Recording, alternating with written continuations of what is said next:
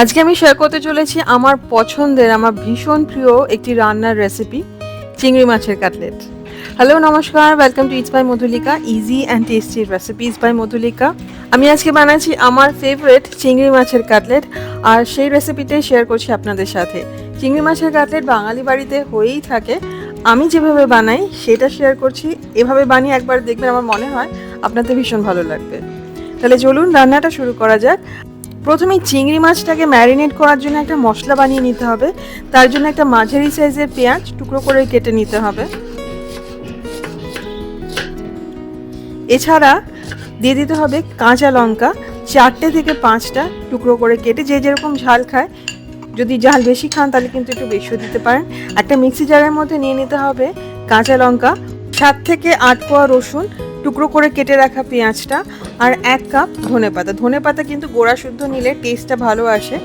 খুব ভালো করে ধুয়ে ধনেপাতাটা নিয়ে নিতে হবে এবং একটা মিহি পেস্ট বানিয়ে নিতে হবে। 500 গ্রাম মাঝারি সাইজের চাপড়া চিংড়ি আমি নিয়ে নিয়েছি।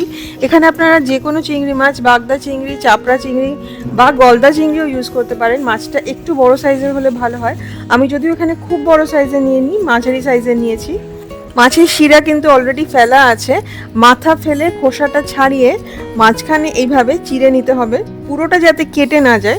তারপরে এইভাবে পিটিয়ে ফ্ল্যাট করে নিতে হবে, বাটারফ্লাইয়ের মতো করে নিতে হবে।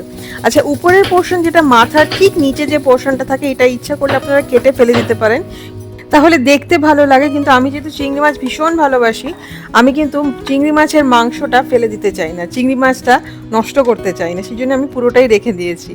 মাছটাকে ম্যারিনেট করে নেব। দিয়ে দেবো স্বাদ মতো নুন। আমি এখানে 1 চা চামচ নুন দিয়েছি।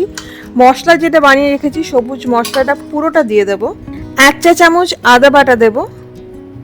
আর দেবো একটা ঝাল টমেটো সস আমার কাছে আছে, সেইটা 2 টেবিল স্পুন। আপনারা চাইলে টমেটো সসের সাথে লঙ্কা বাটা মিশিয়ে ইউজ করতে পারেন বা গুঁড়ো লঙ্কা মিশিয়ে ইউজ করতে পারেন, তাতে কিন্তু টেস্টটা খুব ভালো আসবে। খুব ভালো করে মেখে নিতে হবে এবং ম্যারিনেট করে রেখে দিতে হবে অ্যাটলিস্ট 20 মিনিট। 4 থেকে 5 ঘন্টাও ম্যারিনেট করে নিতে পারেন। আর যদি মাছ বড় হয় তাহলে কিন্তু অ্যাটলিস্ট 40 মিনিট ম্যারিনেট করে রাখতে হবে। ম্যারিনেট করা চিংড়ি মাছের গায়ে বিস্কিটগুলো লাগানোর জন্য প্রথমে 2টো ডিম ভালো করে ফেটিয়ে নিতে হবে। এর মধ্যে দিয়ে দিয়েছি বেশ খানিকটা কাঁচা লঙ্কা কুচি। আমি কিন্তু ডিম ফাটানোর সময় নুন দিই না, মানে ডিমে নুন দিই না। আমি নুনটা চেষ্টা করি যে কোনো রান্নায় একবারই দিতে, তাহলে নুনটা কন্ট্রোল করা যায়, কম বেশি হয়ে যাওয়ার সম্ভাবনাটা অনেক কমে যায়। এইবারে ম্যারিনেট করা চিংড়ি মাছটা ডিমের গোলায় চুবিয়ে বিস্কিটের গুঁড়ো লাগিয়ে দিতে হবে। চেপে চেপে বিস্কিটের গুঁড়োগুলো গায়ে দিয়ে দিতে হবে। টোস্ট বিস্কিটের গুঁড়ো ইউজ করতে পারেন। বাড়িতে থাকা যদি পুরনো ব্রেড থাকে তাহলে সেটাও মিক্সিতে ঘুরিয়ে ইউজ করতে পারেন। আমি এখানে কিন্তু টোস্ট বিস্কিটের গুঁড়ো ইউজ করছি, কেনা। ভালো করে চেপে চেপে গায়ে লাগিয়ে নিতে হবে একবার।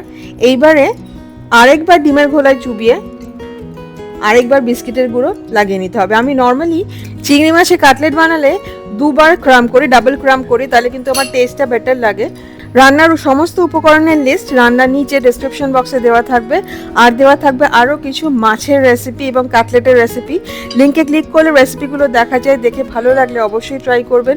পছন্দ হলে প্লিজ লাইক করবেন ও শেয়ার করবেন। মাছের গায়ে বিস্কিটগুলো লাগানো হয়ে গেলে একটা ছুরি দিয়ে এইভাবে শেপ করে নিতে পারেন, তাহলে মাছের কাটলেটটাকে দেখতে ভালো লাগে। চিংড়ি মাছের কাটলেট কিন্তু সাদা তেলে, মানে রিফাইন্ড অয়েলে ভাজতে পারেন, সর্ষের তেলেও ভাজতে পারেন। আমরা বাঙালিরা চিংড়ি মাছের কাটলেট অনেক সময় সর্ষের তেলে ভাজি, আমি এখানে রিফাইন্ড অয়েলে ভাজছি। 1 কাপ রিফাইন্ড অয়েল, আমি এখানে রাইস ব্র্যান অয়েল ইউজ করেছি, গরম করে তার মধ্যে দিয়ে দেবো কাটলেটগুলো। মাঝারি থেকে হাই ফ্লেমে ভাজতে হবে, একদম লো ফ্লেমে কিন্তু কখনোই ভাজবেন না, তাহলে কিন্তু তেলটা অনেকটা বেশি টানবে। এখানে মাছ সিদ্ধ হতে বেশিক্ষণ সময় লাগবে না। মাঝারি থেকে বেশি আছে, একদম গোল্ডেন ব্রাউন হওয়া অবধি ভেজে নিতে হবে। ঠিক এরকম লাল লাল করে ভেজে নিতে হবে। সার্ভ করতে হবে স্যালাডের সাথে, কাসুন্দির সাথে সার্ভ করতে পারেন ব্রেড আর 1 বাটি স্যুপ, তাহলে কিন্তু শীতের রাতের ডিনার দারুণ জমে যাবে। ঠিক এইভাবে চিংড়ি মাছের কাটলেট অবশ্যই বানাবেন এবং আমাকে কমেন্ট করে জানাবেন যে আপনাদের কেমন লাগলো আমার এই ভীষণ প্রিয় রেসিপিটা, ভীষণ প্রিয় কাটলেটের রেসিপিটা। রেসিপিটা ভালো লাগলে প্লিজ লাইক করবেন, শেয়ার করবেন। ইটস বাই মধুলিকা অবশ্যই সাবস্ক্রাইব করবেন। সাবস্ক্রাইব করার সময় বেল আইকনটি প্রেস করলে আমি যখনই কোনো রেসিপি পোস্ট করব প্রথম নোটিফিকেশন আপনার কাছেই যাবে। দেখা হচ্ছে খুব শিগগিরই। Happy cooking. Thank you.